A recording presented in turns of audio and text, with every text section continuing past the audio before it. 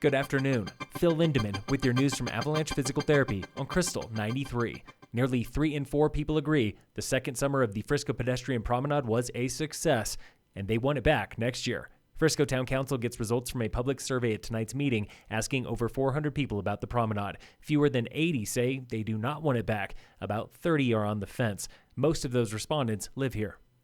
A hotly debated development at the base of Breckenridge gondola goes before Town Council tonight. Last week, Town Planning Commission approved plans for condos, timeshares, and a parking structure built by Breckenridge Grand Vacations. At that meeting, CEO Mike Dudick said his project is facing political headwinds. Council has denied this project in the past, causing tension between council members and Dudick, who resigned from council 3 years ago.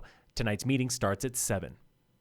Thieves stole nearly $109,000 of property in Frisco this September. In 5 months since May, they've stolen upwards of $378,000. Police Chief Tom Wickman says bicycles, vehicles, and catalytic converters are top 3 items, including at least one Frisco fleet vehicle recovered in California in August. Auto theft statewide up 800% year over year, about equal to the rise in Frisco. Theft this September outpaced last year by 610%, equal to $94,000. In Breckenridge, police are searching for a man accused of stealing a car 1 week ago today. Nathan Solosky is wanted for felony motor vehicle theft and 3 other warrants.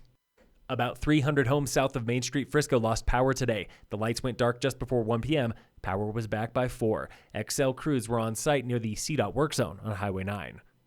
The second year of Summit County's $4 nicotine tax has collected $2.25 million through September, more than expected, with 3 months to go. Local towns split about $1.5 million of that money. The county keeps the rest. County commissioners might extend the moratorium on short-term rental licensing. An extension would give staff time to update the licensing system, which might take until February. The other option is to lift the moratorium in December as expected and manually enter new licenses. But staff says that could cause headaches and further delays for licensing. Home size, acreage, and proximity to ski resorts are guiding the county's short-term rental licensing talks.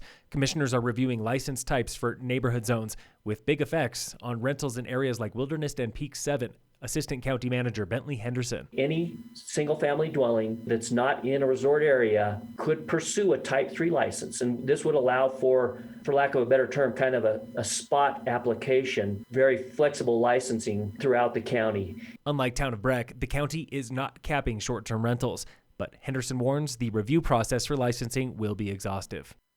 The CDC has approved COVID booster shots for all vaccinated Americans over the age of 18 with some time limits. Get your Pfizer or Moderna booster 6 months after your first round. Get your Johnson & Johnson booster 2 months after. The CDC has also approved vaccine mixing, meaning your booster can be any of those 3 brands, regardless of what you got before.